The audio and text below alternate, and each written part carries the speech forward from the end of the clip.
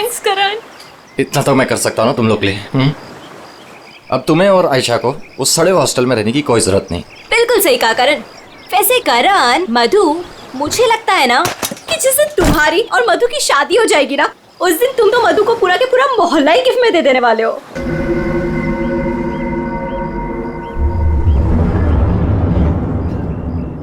लगता है सामने वाले घर में कोई रहता है।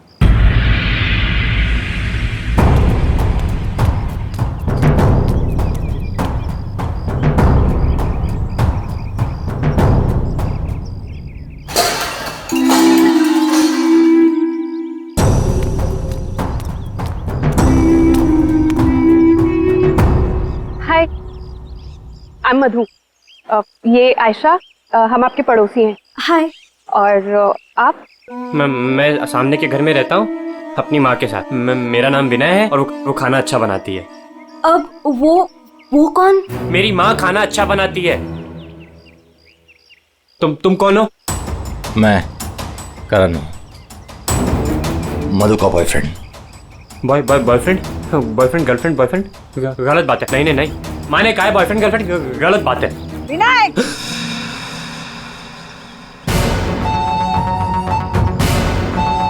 घर में चलो। कितनी बार मना किया है कि अजनबियों से मत बात किया करो। आ रहा हूँ ना। देखो, वो मेरी माँ है, उनको नमस्ते करो। अरे नमस्ते करो उनको। इधर आओ, इधर आओ। अंदर चलो। आ रहा हूँ। सुनो, 8 बजने से पहले घर के अंदर चले जाना, ठीक है? क्योंकि 8 बजने के बाद ना वो आ जाता है। वो कौन है? मरमैन। लेकिन याद रखना, दरवाजे खोलना मत। हम भी नहीं खोलते, कोई नहीं खोलता। ध्यान रखना, दरवाजे मत खोलना, ठीक है? मैं जा रहा हूँ, bye.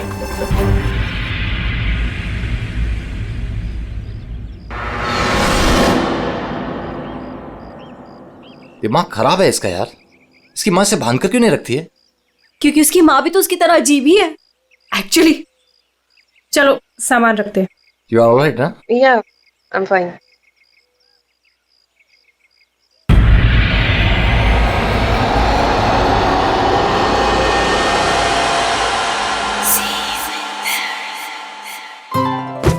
So beautiful. Thanks Karan, you really love me. अच्छा गाइस, सुनो ना, हम ना यहाँ पर एक कल गेट टुगेदर पार्टी करते हैं। व्हाट से? हाँ, कुछ भी करो यार, ये घर तुम्हारा ही है। और ये रही घर की चाबियां। एक सेकेंड, एक चाबी मैं रख लेता हूँ, क्या पता कब जरूरत पड़ जाए। आयशा, एक चाबी तुम भी रख लो। ये लो। थैंक्स। ओह नो, क्या हुआ? 6:40 हो गए। मुझे सर्विस सेंटर जाना था अपनी कार लेने, और उसके बाद फिर माँ को भी मिलने जाना है। करण, एक मिनट रुको। मुझे रास्ते में अपनी कजिन क्या ड्रॉप कर दोगे? वो प्रोजेक्ट कंप्लीट करना है मुझे। अरे तुम मेरे साथ चलोगी तो मधु का ख्याल कौन रखेगा? करण, मैं अपने घर में हूँ, जंगल में नहीं हूँ। तुम आयशा को लेकर जाओ, don't worry, I will be fine. Are you sure? Yes. Thanks Madhu. लेकिन मधु, अंदर से दरवाजा बहुत अच्छे से बंद कर लेना। ओके, ठीक है, चलो बाय।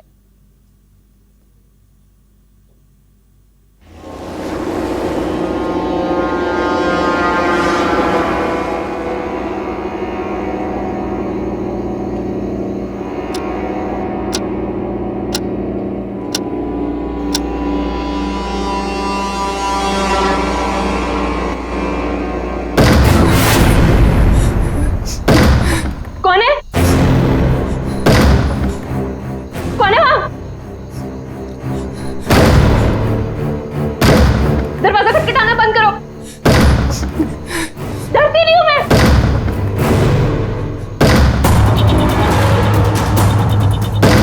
क्या करूं? यार करण को फोन कर।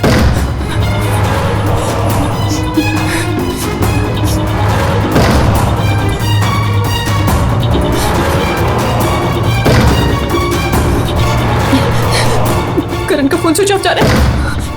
आयशा को फोन करती हूँ।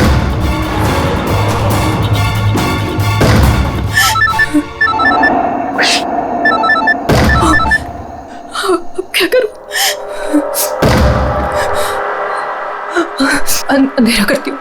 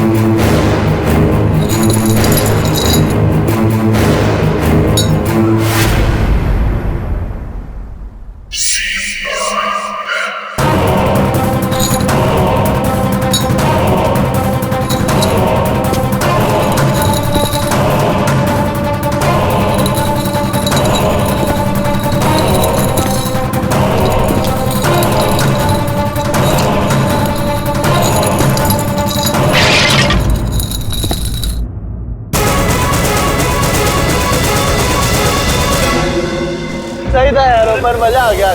कल रात को तो क्या मस्ती मारी यार। अरे पूछो मत यार, मजा आ गया था बहुत। बस रोक दो यार, थैंक यू। अरे मधु ना आज मेरी जान ही ले लेने वाली है। एक तो मैं अपना फोन भूल गई, रात को घर भी नहीं आई।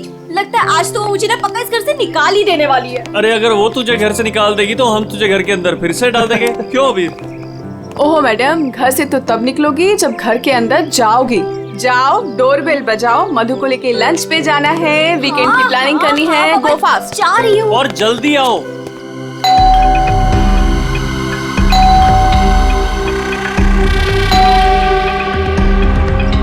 लगता है ना मैडम अभी तक सो रही है, दरवाजा ही नहीं खोल रही है। आयशा, तेरे पास इस घर की एक्स्ट्रा चाबी है ना? हाँ है। तो उस चाबी का क्या अचार डालेगी? जब चाबी है तो गेट खोलना, डोरबेल क्यों बजा रही है? ओ हाँ, मैं भी ना बिल्कुल पागल हूँ।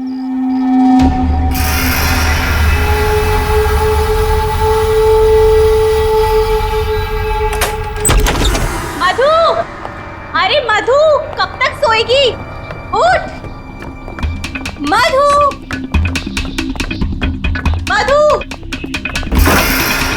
मधु, अरे उधर देखो यार।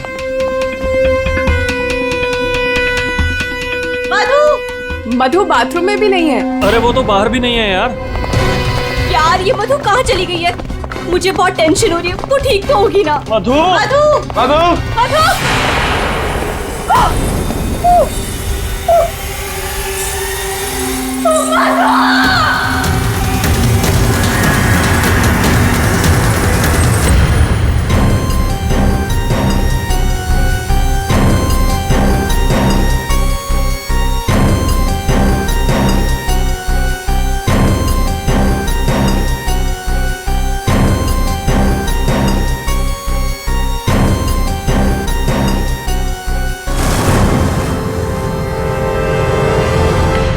अभिजीत, इस हथौड़े से जिस पर भी वार किया गया होगा ना, लगता नहीं वो जिंदा बचा होगा। सर मगर लाश कहाँ है? खूनी लाश ले गया और ये हैमर यहीं छोड़ गया। और हथौड़ा भी ऐसा जिस पर कहीं कोई फिंगरप्रिंट के निशान नहीं। और सर यहाँ पे तो कोई तोड़फोड़ भी नहीं मची हुई है, सब चीज अपने जगह पे। और दरवाजे का लॉक भी सही सलामत है, कोई फोर्स एंट्री नहीं है। और मधु के दोस्त भी बता रहे थे जब वो लोग अंदर आए तो ये दरवाजा खुला हुआ था। शायद खूनी के पास डुप्लीकेट चाबी होगी। दरवाजा खोल के अंदर आया, मधु के सिर पे हथौड़ा मारा और गायब। मगर यहाँ खून के छींटे भी नहीं दिख रहे। हथौड़ा मारा तो खून तो बहना चाहिए ना? शायद खून साफ कर दिया होगा। सिर्फ मधु ही यहाँ पे थी या कोई और भी था? नहीं सर, मधु इस घर में अकेली थी। इस घर की चाबी और किस किस के पास रहती है? सर, ये सवाल आपको करण से पूछना चाहिए सर। क्यों? करण से ही क्यों? करण ने ये घर आयशा और मधु के लिए लिया था, तो सर एक चाबी करण के पास भी थी। मधु और आयशा के लिए करण ने घर लिया था, क्यों? मधु करण की गर्लफ्रेंड थी सर। कल रात आयशा तुम कहाँ थी? सर वो कल रात मैं अपने कजिन को मिलने गई थी, वापस आना था तो लगेज यही छोड़कर गई थी, पर लेट हो गया था, सोचा कॉल कर मधु को सब बता दूं, पर अपना फोन भी यही भूल गई थी सर। जरा इस करण का फोन नंबर देना।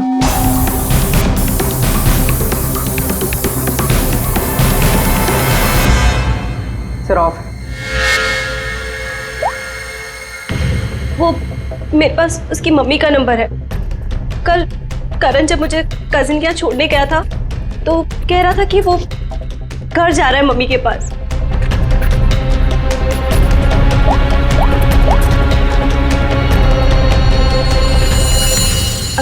हेलो आंटी, करण है?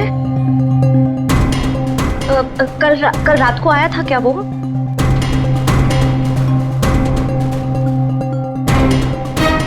नहीं आंटी, कुछ नहीं, हो सकता है मधु के यहाँ गया हो। मैं आपको बाद में कॉल करती हूँ। तो करण कल रात अपने घर भी नहीं पहुंचा और यहाँ भी नहीं आया। सर मुझे आपको एक बात बतानी थी। वो हमारे नेबर्स जो है ना, उन्होंने कहा था कि यहाँ पर एक हैमर मैन आता है रात को, तो कहीं उसने तो कुछ नहीं कर दिया। Hammer man? किसने बताया तुम्हें? ये कौन है? विनय बेटा, कोई आ रहा है? हाँ माँ, कोई याद हो रहा है।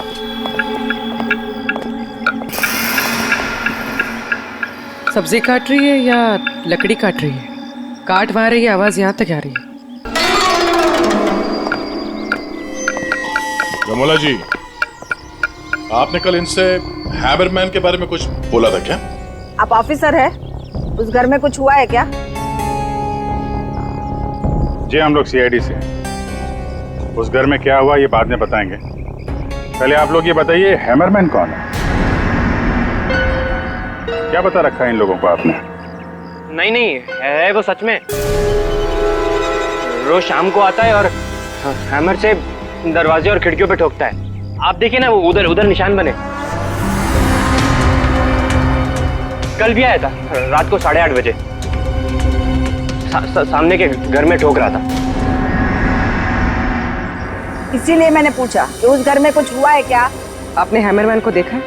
देखा है। आपने हैमरमैन का चेहरा देखा? हाँ देखा है। कैसे दिखता है वो मास्क पहनता है। अच्छा, कल रात भी कुछ हुआ था? कुछ देखा है, सुना है आप लोगों ने? हाँ देखा था।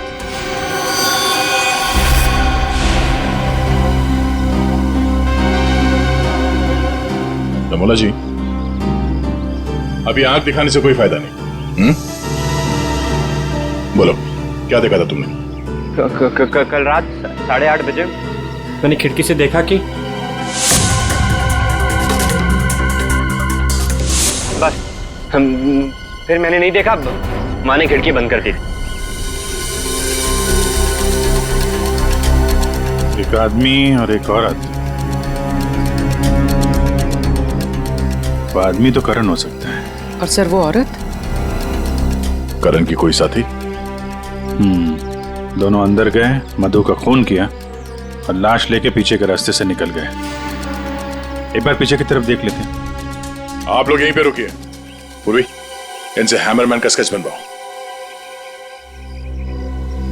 पीछे के दरवाजे से वही घुसेगा जिसे अपने पड़ोसियों की नजरों से बचना होगा। वो नहीं होगा जो मधु को लेकर निकल गया।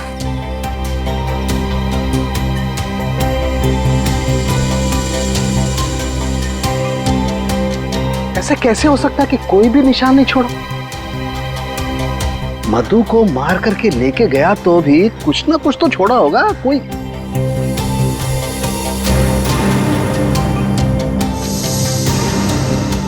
एक मिनट, ठीक है।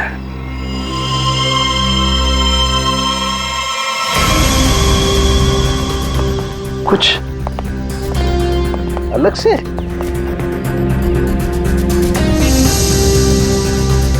नी मिट्टी यहाँ पे?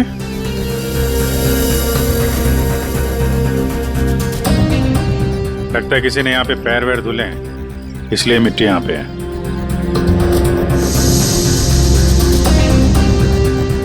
अभिजीत, ये मिट्टी में जो है ये बहुत खास है। ये देखो, इस मिट्टी में एल्गी है। शैवाल? शैवाल एक तरीके की काई होती है, और ये काई यहाँ की मिट्टी में नहीं हो सकती। ये तो ऐसी मिट्टी में होगी जो पानी वाली जगह होगी, कोई तालाब, कोई झील, कुछ ऐसा। झील, तालाब? ये तालाब है जो मधु के घर से सबसे नजदीक।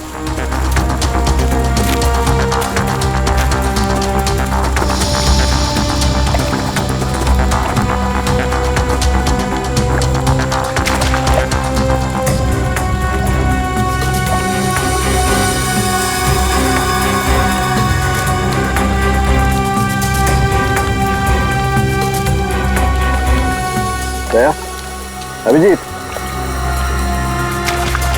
ये देखो, यही कीचड़ वाली मिट्टी उस मधु के घर में है। इसमें भी वही एल्गी है, वही काई। तब तो ये मिट्टी अपने आप तो नहीं आई होगी ना, कोई ले गया होगा यहाँ से। अरे यार पंकज, जो आदमी इस तालाब से मधु के घर गया होगा उसके जूते के साथ चली गई मिट्टी। अब गया तो वही होगा जिसके पास मधु के घर की चाबी थी।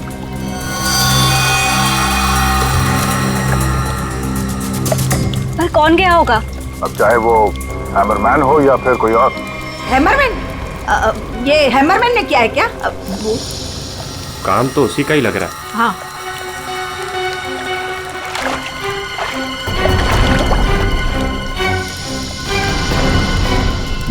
हाँ,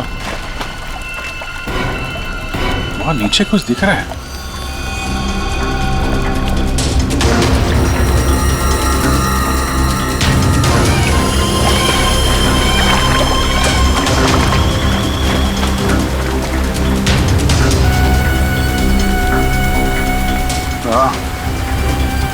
कुछ है तो सही वहां पर। डाइवर्स को बुलाते हैं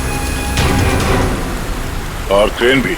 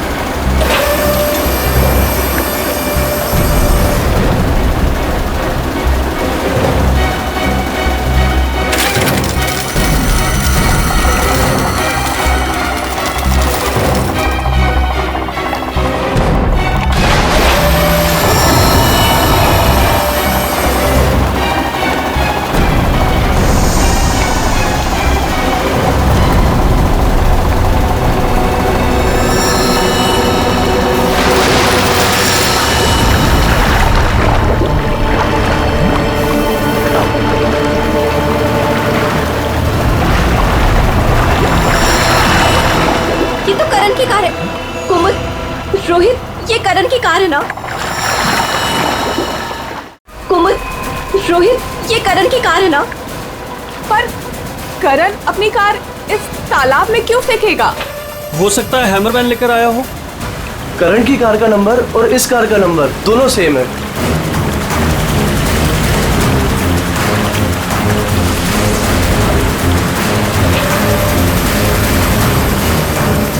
लेकिन ये कार यहाँ आई कैसे होगी? अब जाहिर सी बात है, करण की कार अपने आप इस झील में तो नहीं गई होगी। और कल करण ने आयशा से कहा था ना कि अपनी माँ के घर जा रहा है, तो अपनी माँ के घर तो नहीं गया, मधु के घर गया। मधु के घर की चाबी भी थी उसके पास। लगता है ये करण ही हैमरमैन हो। ये हैमरमैन के साथ मिलकर उसने मधु का फोन कर दिया, लाश इसमें डाल दी और कार पानी में फेंक दी। आप लोग यहीं पे रुकिए।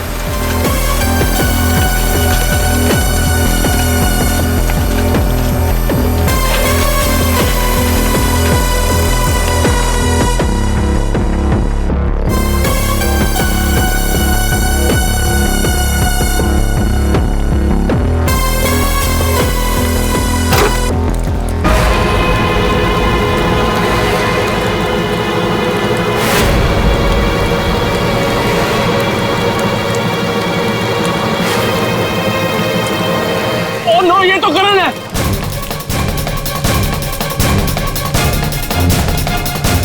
प्लीज प्लीज आगे मत जाइए।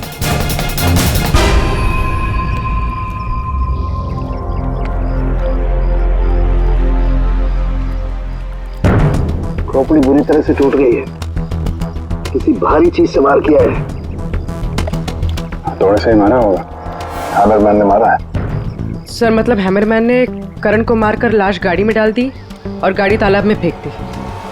फेंका नहीं पूर्वी, इधर ढलान पे धक्का दिया और गाड़ी सीधा झील में। सर मगर अगर गाड़ी को धक्का मार के वहां तालाब में डाला है तो फिर ये नॉर्मल पतला दुबला आदमी नहीं होगा सर, ये हैमरमैन बहुत तगड़ा होगा सर, हट्टा कट्टा। या फिर 2 लोग होंगे। अब ये करण तो मिल गया, मधु को ढूंढना है।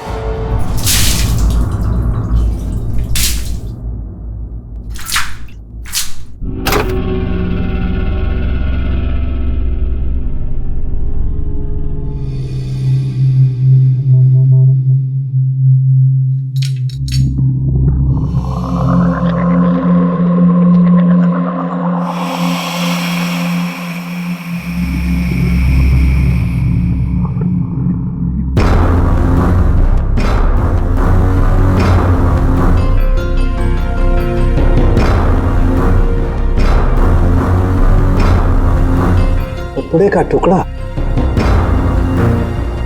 इस कपड़े के टुकड़े का रंग करण के कपड़े के टुकड़े से तो मैच नहीं करता है, तो शायद ये खूनी का होगा। सर क्या होता रहेगा? सर इस कपड़े के टुकड़े के अलावा और भी ऐसा कुछ है जो हमें बहुत कुछ बता सकता है। अंगूठी डायमंड की है, लगता है कार चलाते समय गियर बदलते वक्त गिर गई होगी। तो ये लड़की कार चला रही होगी तो तारिका कार चलाने वाला इस मिरर को भी जरूर एडजस्ट तो करता ही होगा ना, क्या बोलती है? सही बात। तो फिर ये मिरर भी कुछ ना कुछ कहानी जरूर बताएगा।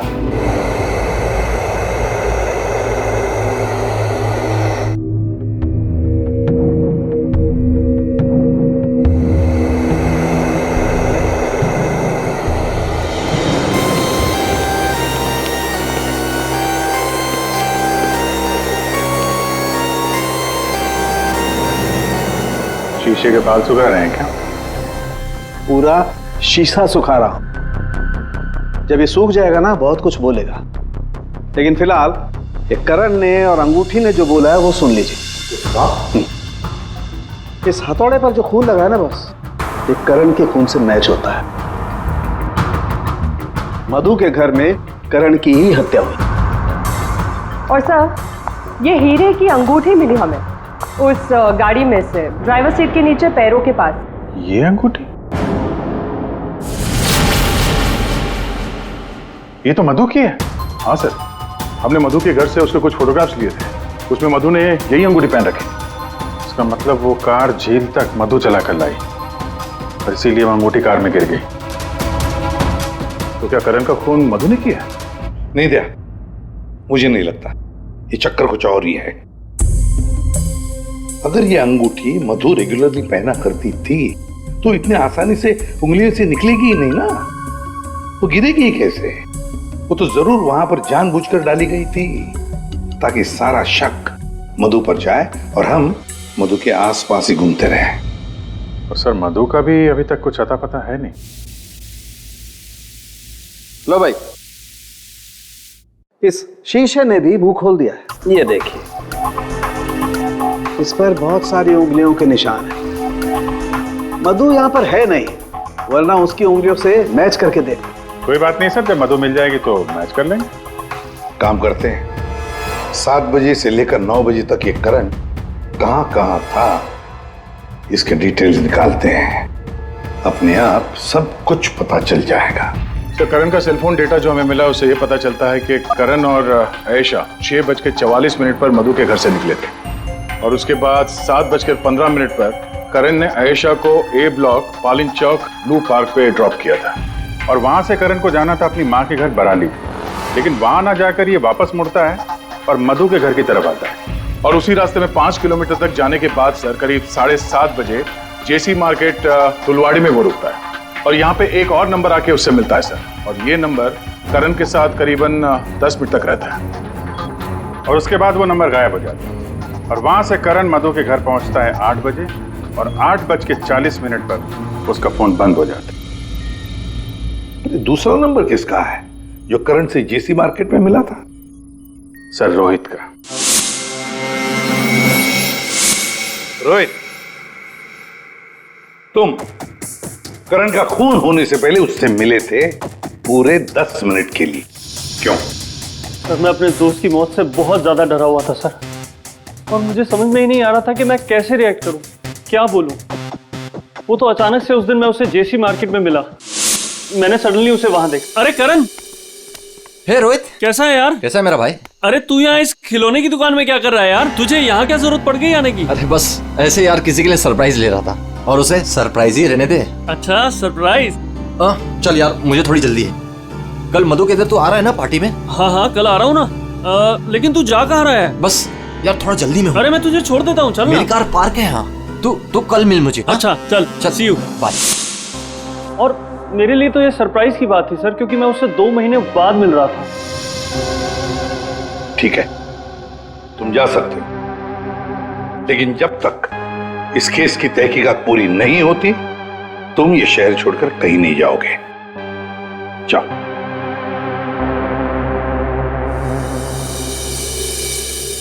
बड़ी अजीब बात है, ये करण अपनी मां से मिलने जाता है लेकिन वहां नहीं जाता है खिलौने की दुकान में। क्यों? और फिर क्या खरीदता है वहां पर? और किसके लिए? उसने वहां से जो कुछ भी खरीदा होगा वो लेकर वो सीधे मधु के घर गया। तो कहीं उसने वहां से ये मास्क तो नहीं किया? और वहां से वो मधु के घर पहुंच गया जहां पे हैमरमैन उसका इंतजार कर रहा था, जिसने खून कर दिया उसका। अब ये तो कुमुद ही बता सकती है। कुमुद? सर आखिरी बार करण की बातचीत फोन पर कुमुद से हुई थी और विनय ने भी बताया था सर कि उस रात हैमरमैन के आने से पहले घर के बाहर उसने गाड़ी के हेडलाइट पे 2 लोगों को देखा था सर, एक लड़का और एक लड़की, और उस लड़की के हाथ में कुछ ऐसा था जो चमक रहा था। सर कुमुद के हाथ में भी एक ब्रेसलेट है, वही चमक रहा होगा। ये कुमुद और करण होंगे घर के बाहर।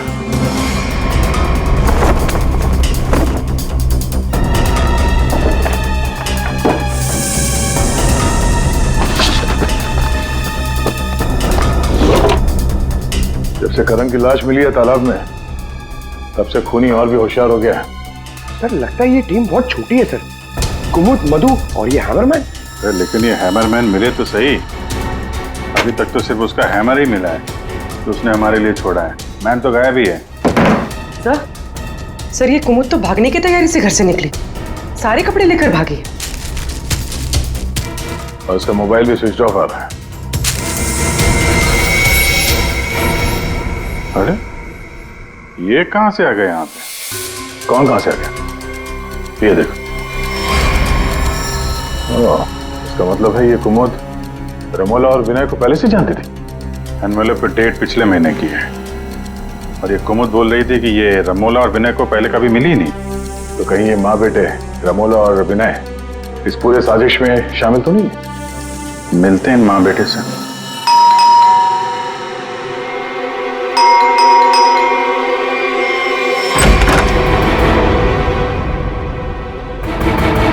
पूरी पंकज घर की तलाशी लो, देखो कोई है क्या अंदर।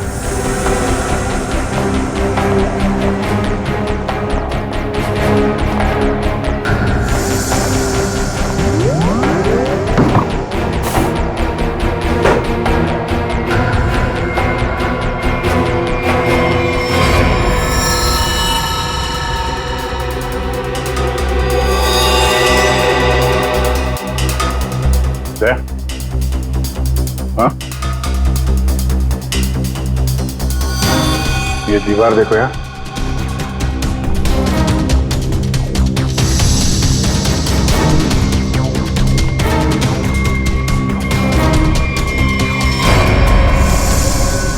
पेंट अभी ताजा है।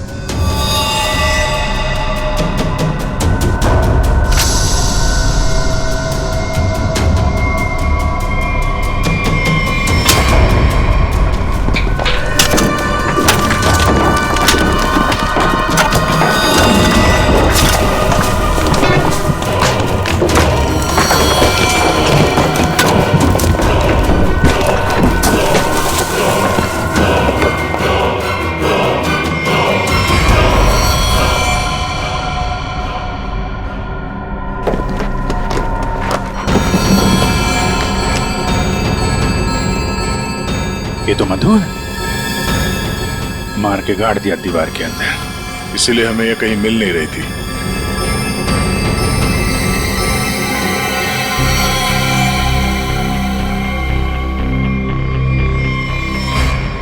सर इसे भी हथौड़े से मारा। इसके सर पे भी वैसी ही चोट है जैसे करण के सर पे थी। यार ये जो कुछ भी हुआ है कल रात 8:30 बजे के बाद ही हुआ है। बारिश के दिनों में ये दीवार इतनी जल्दी सूख कैसे गई? इस दीवार के प्लास्टर को सुखाने के लिए कहीं से हीटर या इंडस्ट्रियल हीटर मंगाया होगा। सर अभी यहाँ पे रास्ते पे मोड़ पे मैंने एक वो जो इंडस्ट्रियल इक्विपमेंट भाड़े पे देते ना सर, उसकी दुकान देखी थी सर। जाके पता करो। टोनी है बहुत चालाक, अच्छी प्लानिंग कर रखी थी। इसको मालूम था कि मधु यहाँ सामने वाले मकान में रहने आने वाली है। और यहाँ पे हैमरमैन होने का अफवाह फैला दिया ताकि शक उस पे नहीं हैमरमैन पे जाए। और तीनों फरार हैं, रमोला, विनय और कुमुद।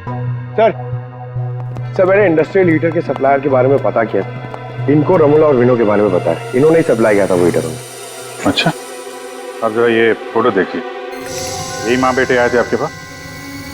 हाँ सर, ये तो मेरे बहुत पुराने ग्राहक हैं। पुराने ग्राहक? जी सर, वो मेरे पड़ोस वाली दुकान से नाटक का सामान लेते थे भाड़े पर। और सर ये कोई किराएदार नहीं है, ना ही माँ बेटे, एक नंबर के फ्रॉड हैं, फ्रॉड। अपने आप को एक्टर बताते हैं सर। आपको पता है ये दोनों कहाँ रहते हैं?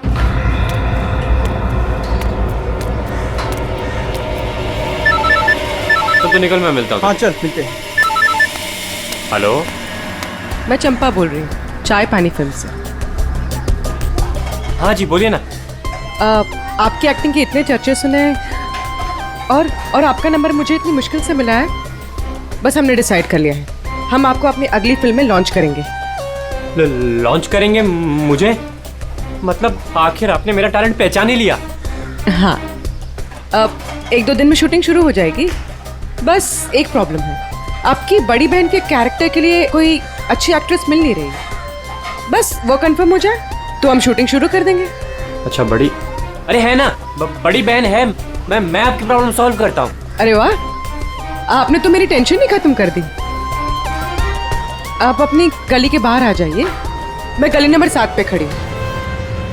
अरे तेरी, अरे मौसी बाहर निकलो। क्या है? अरे बाहर निकलो। क्या हुआ? अरे अपनी किस्मत खुल गई, रोल मिला है अपने को। रोल? हाँ। कौन दे रहा है? कहाँ? अरे बाहर खड़े हैं ना गली के, तुम चलो मेरे साथ, चलो। अच्छा, चलो चलो।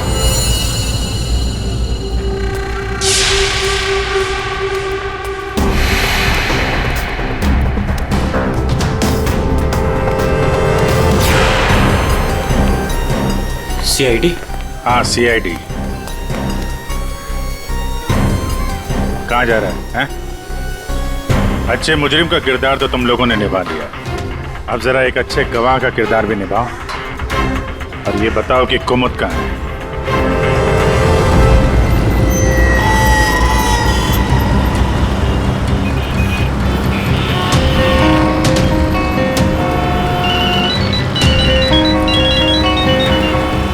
अरे तुम यहाँ हो, मैंने ध्यान ही नहीं दिया। तुमने क्यों कॉल किया मुझे? सब जानते हो फिर भी। अब मैं क्या करता? सीआईडी बुलाएगी तो क्या आना ही पड़ेगा। सीआईडी? तुमने मुझे सीआईडी के कहने पे यहाँ बुलाया? मैडम आप बहुत स्मार्ट है, लेकिन हम आपसे ज्यादा स्मार्ट है। सर आप मेरी बात सुनिए। नहीं, बात सुनेंगे आपकी, लेकिन बेरो चल के सुनो। चलिए। कहाँ भाग रही मैडम? पैदल ही जाएगी क्या सीआईडी ब्यूरो तक? गाड़ी लाए हम तुम्हारे। चल। और कितना इंतजार करना पड़ेगा? आखिर कोई बताता क्यों नहीं कि हुआ क्या है?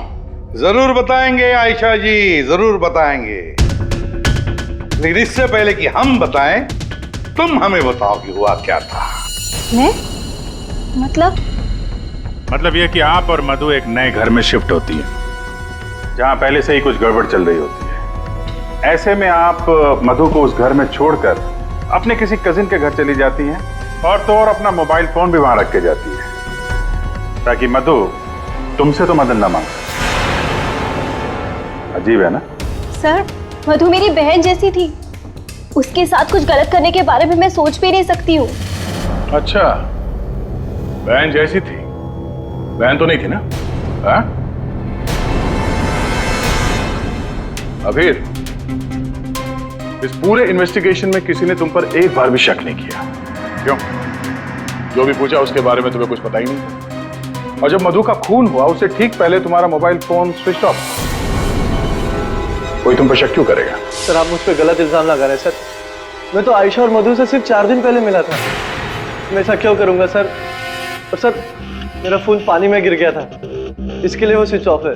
हाँ, पानी में गिर गया था, उसी झील के पानी में जहां से करण की डेड बॉडी मिली थी। सर ये सारा प्लान तो विनय और अमोला ने सेट किया था। पैसों की लालच में ये दोनों इतना गिर गए कि इन्होंने अपने हाथ खून से रंग दिए, मधु को दीवार में चुनवा दिया। और सर अभी भी यही आलाप राग रहे हैं कि हमने कुछ नहीं किया। सच में हमने कुछ नहीं किया है। ये लो, फिर वही राग। फंस गए थे हम। आपको हाँ कहते तो भी फंसते, और ना कहते तो भी फंसते। एक्टिंग करने हमें नहीं मालूम था इतना कुछ हो जाएगा। तो आप लोगों के हिसाब से मधु और करण का खून हम लोगों ने किया है? उन दोनों का खून तुम लोगों ने नहीं किया है, उन दोनों का खून किया है हैमरमैन ने। और वो हैमर हमारे पास है।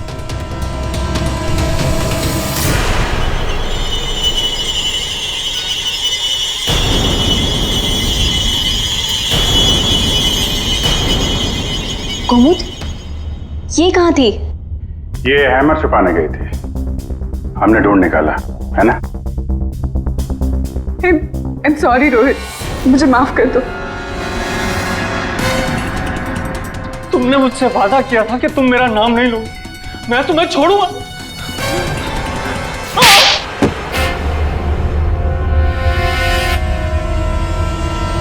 हाँ मैं हूँ हैमरमैन। क्यों मारा तुमने उन दोनों को? वो दोनों तो तुम्हारे दोस्त थे ना?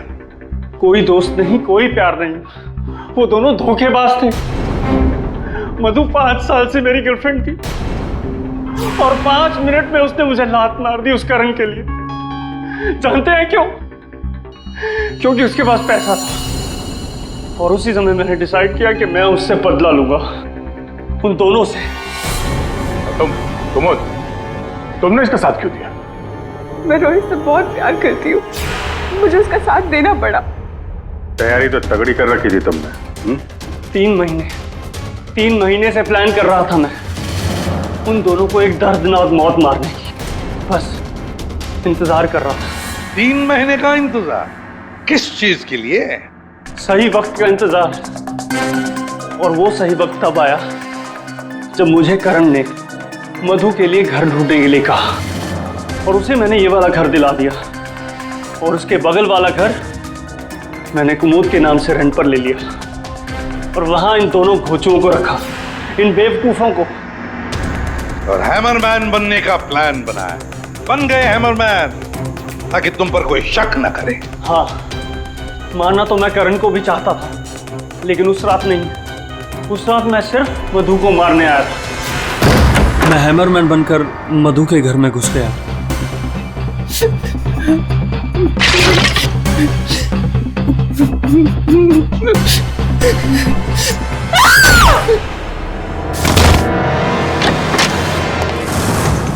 और मुझे इस बात का बिल्कुल भी अंदाजा नहीं था कि करण भी वहां पर आ जाएगा। वो मधु के साथ मजाक करने आया था, नकली हैमरमैन बनकर। उसने मास्क, जब मैंने उसे मार दिया तब मुझे पता चला कि वो दरअसल करण ही था। मैंने कुमोद, रमोला और विनय की मदद से दोनों लाशों को ठिकाने लगा दिया। रोहित जी, ये हथौड़ा हमें ना भी मिलता ना, तब भी तुम बच नहीं सकते थे, क्योंकि करण और मधु ने मरने के बाद भी हमें बताया कि खूनी तुम हो। रोहित, कुमुद, रमोला और विनय, तुम सबने मिलकर मधु और करण का खून किया है। अब जेल में बैठकर हैमरमैन की नई नई कहानियां सुनाते बैठना इन सबको, तब तक फांसी का ऑर्डर तो आ ही जाएगा।